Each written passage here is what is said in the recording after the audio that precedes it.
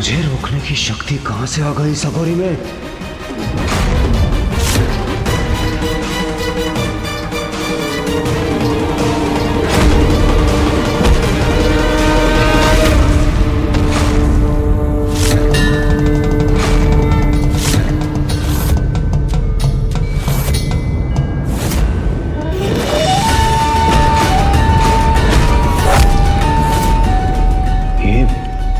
ये क्या हुआ? मेरा दंड कैसे पकड़ लिया इसने? मुझे पीछे हटने पर विवश कैसे कर दिया? असंभव।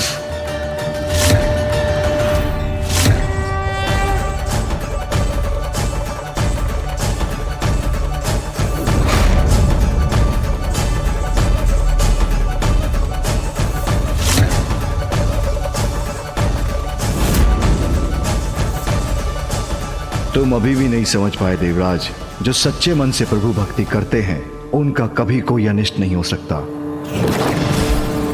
ऐसा प्रचंड और भव्य व्यक्तित्व कौन है ये अघोरी?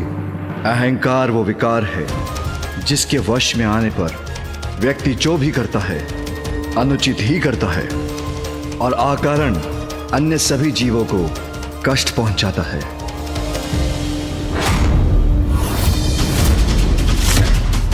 देवराजेंद्र हूं मैं, प्रवचन कदापि नहीं सुनूंगा और तुम जैसे अघोरियों का भाषण तो कदापि नहीं, कदापि नहीं, तो कदापि नहीं।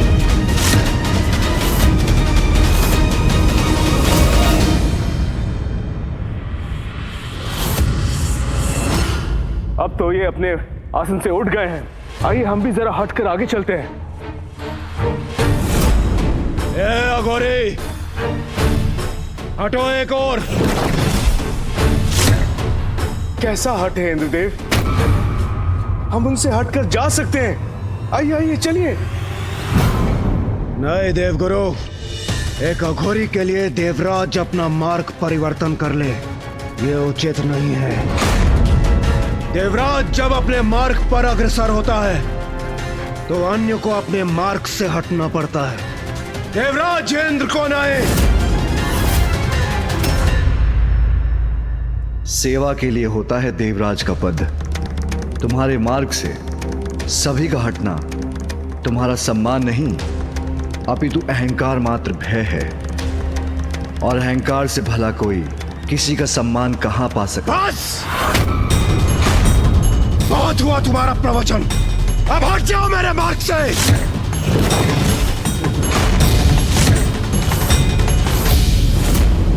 तुम्हें देखकर तो ये इच्छा हो रही है कि अपने मुष्टि प्रहार से मैं तुम्हारे इस गर्व भरे मुख पर वार करूं और हटा दूं तुम्हें अपने मार्ग से।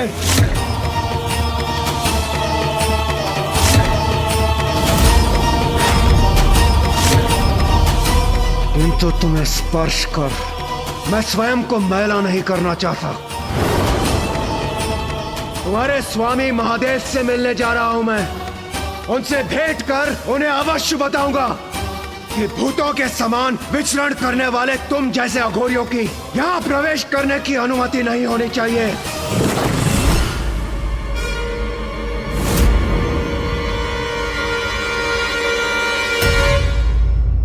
तुम्हें तो धक्के मार मार कर वहीं भेज देना चाहिए जो तुम्हारा स्थान है। शमशान, शमशान, शमशान।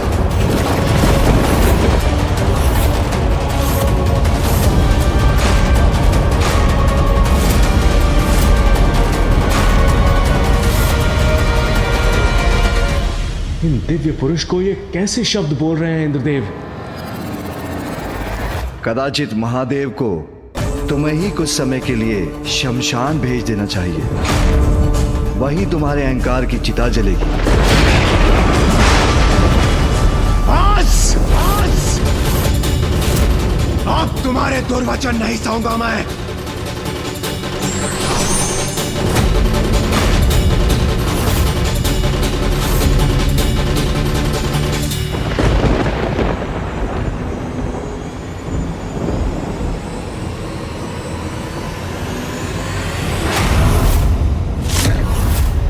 रुक जाइए इंद्रदेव, रुक जाइए।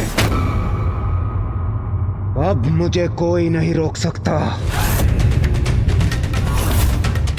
नहीं रोक सकता कोई। दुष्ट अघोरी, तुम्हें अपने मार्ग से हटने के पर्याप्त अवसर दिए मैंने, किंतु अब और नहीं। यह वृष्टि का देवता देवराज इंद्र तुम्हें अतिवृष्टि का बवंडर दिखाएगा।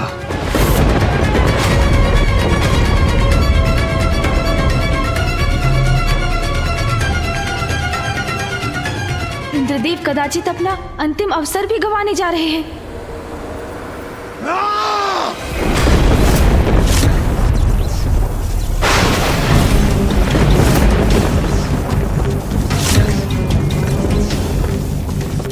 अब इंद्रदेव को अपना वास्तविक परिचय देना ही होगा मुझे।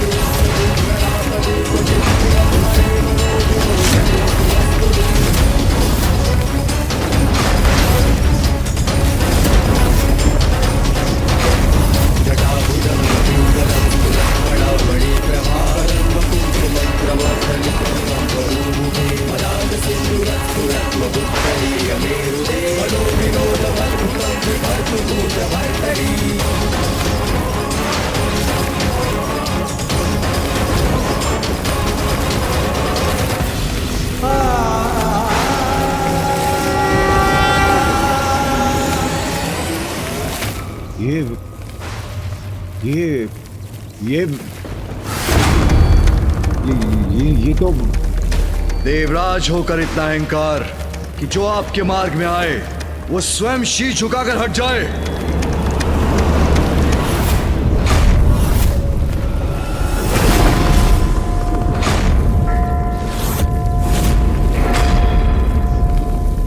देवराज, महादेव, देवता होने से अहंकार का अधिकार प्राप्त नहीं होता, अपितु देवताओं का मूल कर्तव्य है दूसरों के प्रति सहानुभूति और सभी जीवों के प्रति सेवा। तुमने ऐरावत को मुझे कुचलने का आदेश दिया। तुम उसके स्वामी हो, इसलिए वो तुम्हारा आदेश मानने पर विवश हो गया, किंतु उसने मुझे पहचान लिया और भक्ति भाव के कारण उसके नेत्र अश्रु से भर आए, किंतु तुम्हारे नेत्र, उन पर तो अहंकार का आवरण था। भविष्य में यदि कोई असहाय और असमर्थ व्यक्ति तुम्हारे पथ में आएगा तो क्या उसे भी कुचल दोगे या उस पर वज्र चलाने के लिए तैयार हो जाओगे? क्या निरीह प्राणी पर चलाने के लिए तुम्हें वज्र प्रदान किया गया है देवराज?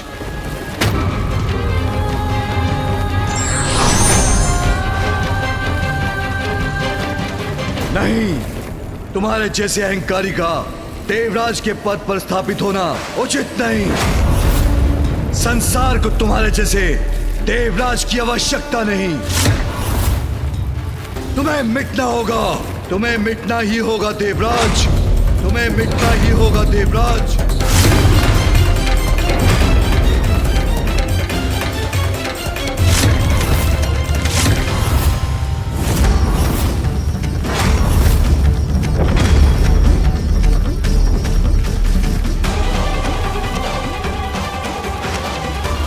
ये कैसा अनर्थ होने जा रहा है? महादेव, क्षमा महादेव, क्षमा।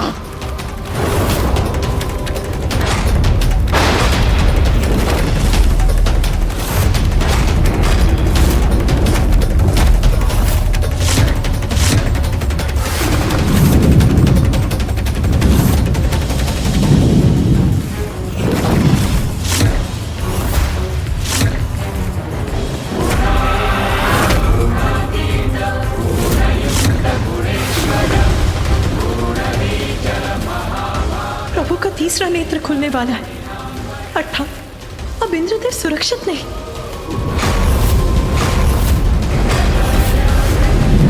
इंद्रदेव ने कैसे संकट को निमंत्रण दे डाला?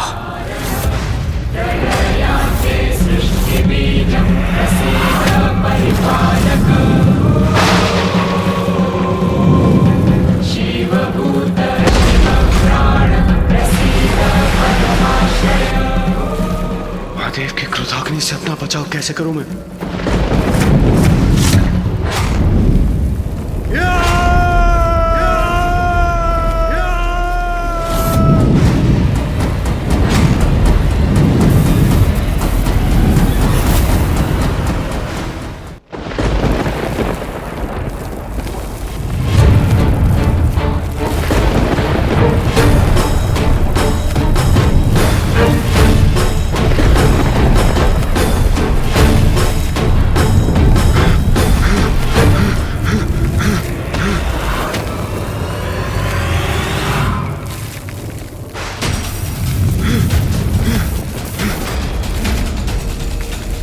कदाचित इसी बात का भय था।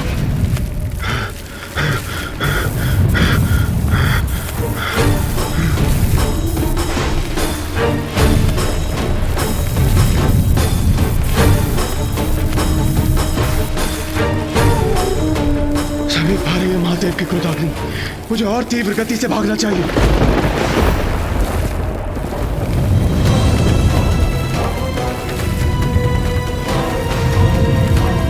अहंकार में मैं ये क्या कर बैठा? अब तो प्रथम पूज्य विघ्नहर्ता गणेश जी मेरी रक्षा कर सकते हैं। प्रथम पूज्य गणेश जी मेरी रक्षा कीजिए, मुझे महादेव के क्रोध से बचा लीजिए।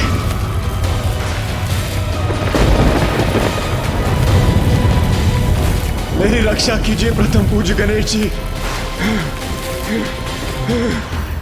पिताश्री को शांत कराइए माँ। अहंकार के लिए क्या इंद्रदेव को इतना बड़ा दंड देना उचित है? हाँ माता। माता पार्वती, कुमार कार्तिकेय, गणेश जी मेरी रक्षा कीजिए, रक्षा कीजिए मेरी। इसका अनुमान तो मुझे भी नहीं था पुत्र कि प्रभु इतने क्रोधित हो जाएंगे, किंतु उनके द्वारा दोषियों को दंड देने में मैं हस्तक्षेप नहीं कर सकती। भैया, फिर तो हमें ही कुछ करना होगा। पिताश्री को शांत करने का प्रयत्न कर, उनसे इस क्रोधाग्नि को लौटाने का आग्रह करना होगा। उचित कह रहे हो तुम।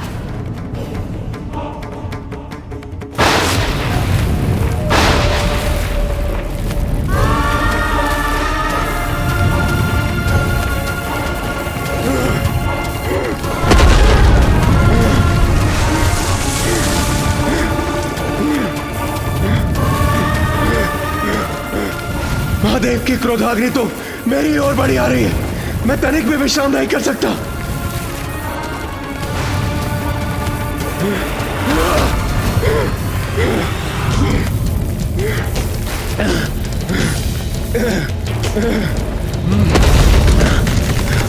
अब कदाचित मेरी रक्षा संभव नहीं।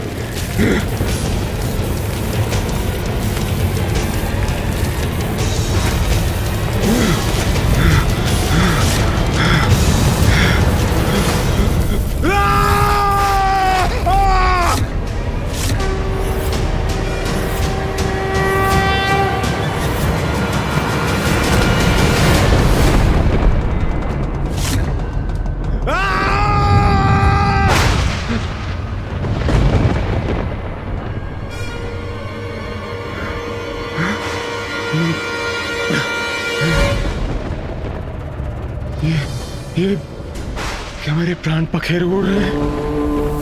क्या मेरा अंत हो चुका है? अभी तक तो नहीं इंद्रदेव। मेरा अंत नहीं हुआ? यदि मेरा अंत नहीं हुआ तो क्या हुआ है मेरे साथ? और महादेव की क्रोधाग्नि, उससे मेरी रक्षा किसने की?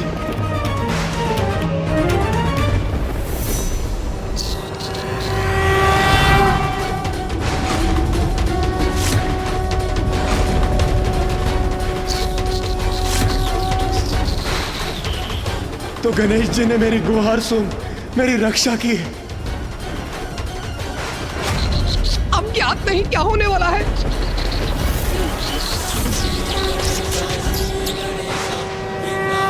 गणेश जी, मेरे प्राणों की रक्षा करने के लिए कोटि कोटि धन्यवाद।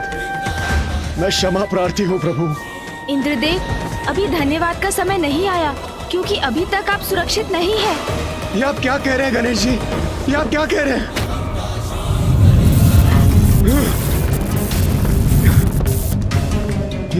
ये क्रोधाग्नि तो अभी भी मेरा पीछा कर रही है। गणेश जी, वो देखिए महादेव की क्रोधाग्नि।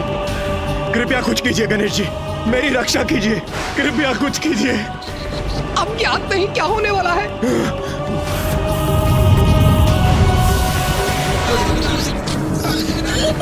ये ताप! प्रभु, कहीं महादेव की क्रोधाग्नि मुझे ही ना भस्म कर दे। मेरी रक्षा कीजिए प्रभु, रक्षा कीजिए। गणेश जी मेरी रक्षा कीजिए, कुछ कीजिए प्रभु, प्रभु कुछ कीजिए। धैर्य रखिए देवराज, यथासंभव जो हुआ वो मैं करूंगा ही। प्रभु, ये ताप! पिताश्री की क्रोधाग्नि को तो बस वो ही रोक सकते हैं।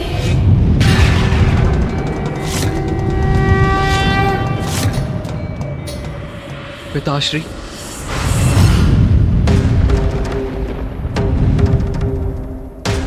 उचित यही होगा कार्तिकेय कि तुम इसी क्षण यहां से चले जाओ।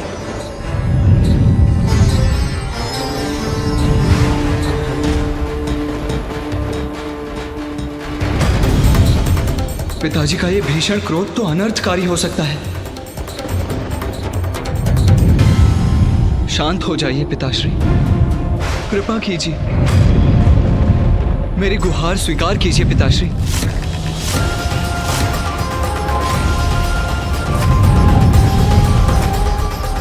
पिताजी, इंद्रदेव ने जो किया बहुत अनुचित किया, किंतु क्या उनके अहंकार का इतना बड़ा दंड देंगे उन्हें? पुत्र कार्तिकेय, जिन असुरों के साथ हम युद्ध करते हैं उनका प्रमुख अपराध है उनका अहंकार, किंतु कदाचित उससे एक बहुत बड़ी हानि भी होने लगी है। देवताओं में अहंकार भरने लगा है, और यदि ऐसा है तो उन्हें भी दंड तो अवश्य मिलना चाहिए। और यह घटना देवताओं के लिए भी एक उदाहरण बनेगी। पिताजी, इंद्रदेव को क्षमा कर दीजिए। ये बहुत बड़ा दंड है, और कहीं इसके कारण गणेश को क्षति ना पहुंच जाए।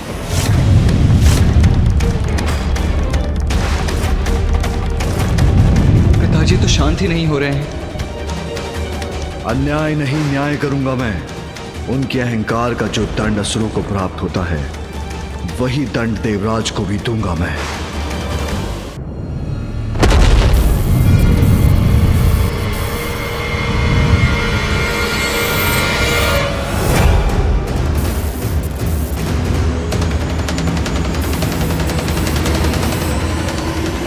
आज तो अंत निश्चित है।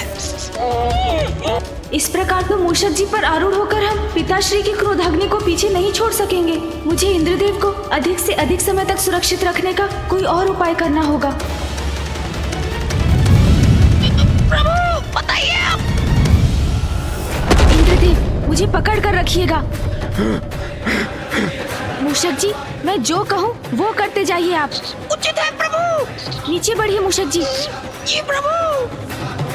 परंतु प्रभु, हम इससे कब तक रक्षित रहेंगे?